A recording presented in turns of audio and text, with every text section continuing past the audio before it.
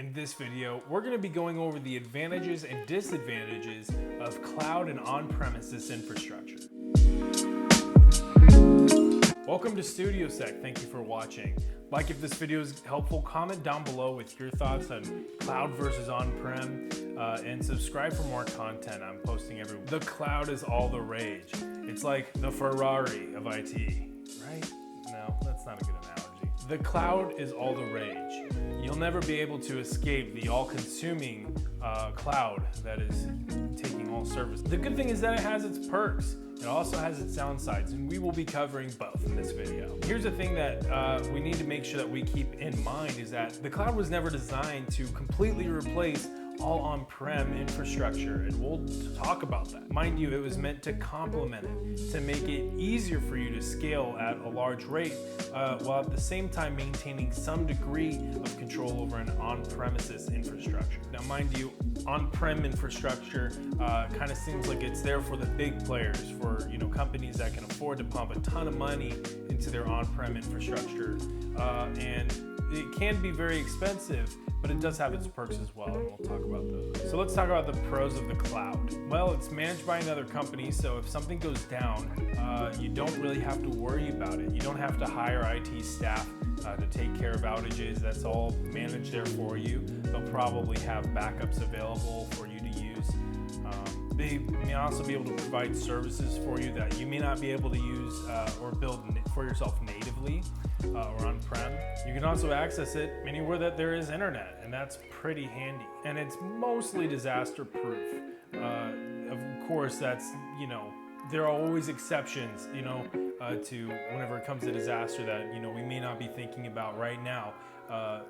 Hence, so that's why I'm saying mostly disaster proof, but especially whenever you have a distributed cloud provider, like let's say, Azure, or Amazon Web Service, if some disaster happens in one part of the world, they'll have fallback infrastructure in another part to still keep the service up and running. It's also pretty affordable, if you're a small business and you want access to this kind of power and these tools, you have that, and you don't have to spend a ton of money.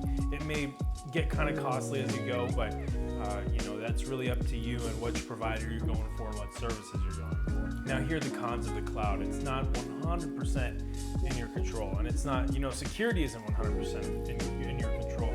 You're really putting faith in the cloud provider, to keep, whatever it is that you're putting in the cloud secure. And that might be a little concerning for some people, especially if your company isn't necessarily in the best position with security. That might actually be a pro. Having a larger company with more resources and staff, take care of that problem for you. But if, maybe you're a bit more established, with your security posture, that kind of could be a little bit of at least a warning flag. You also don't own or manage any of the services that you're paying for. So that's kind of a no-brainer, right? But especially kind of if you're wanting to keep things kind of under your umbrella or in your control, this is one such area where you're kind of holding on to somebody else's umbrella, right? It's their umbrella, you get to use it, but they could ultimately revoke it from you if they needed to, or if they, hike the price up. You might have to make that decision on, is this a service we need to keep? And, if you're putting mission critical functions in the cloud, that could be a bit of a problem. Now, here are the pros of on-prem.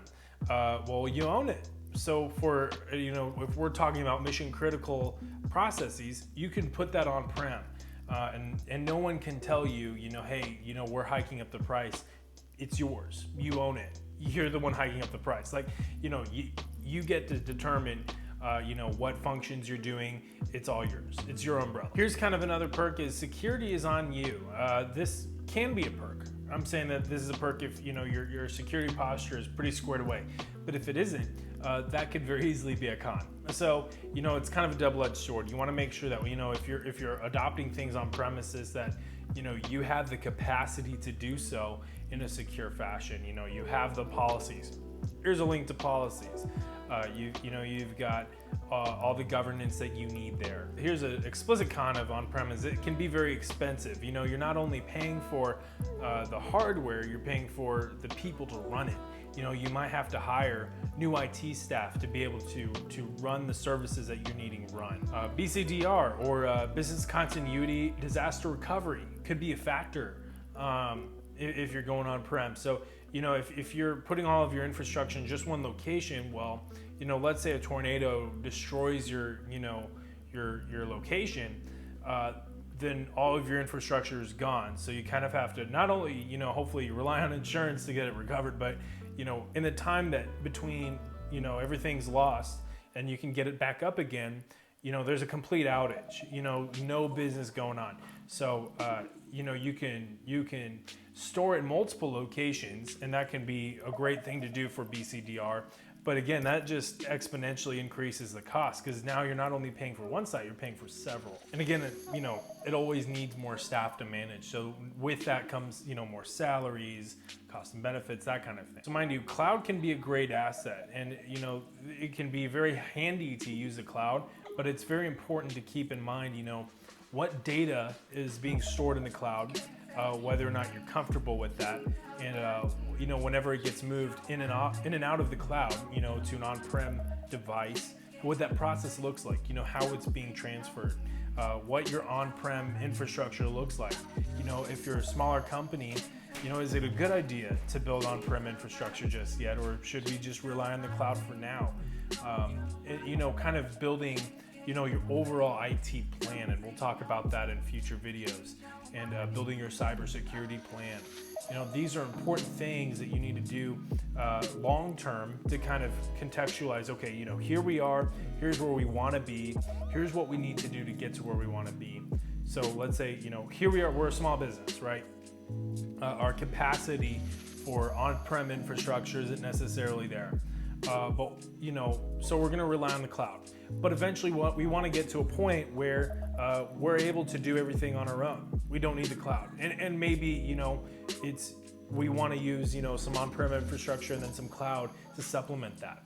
Well, you're going to have to come up with some kind of a transition plan in the future, or a criteria on when to initiate that transition in the future. And that's part of your cybersecurity and your IT plan, is building that criteria, defining what that transition is supposed to look like, and being prepared to execute on it when you hit it. So mind you, at all times you need to make sure that your governance is up.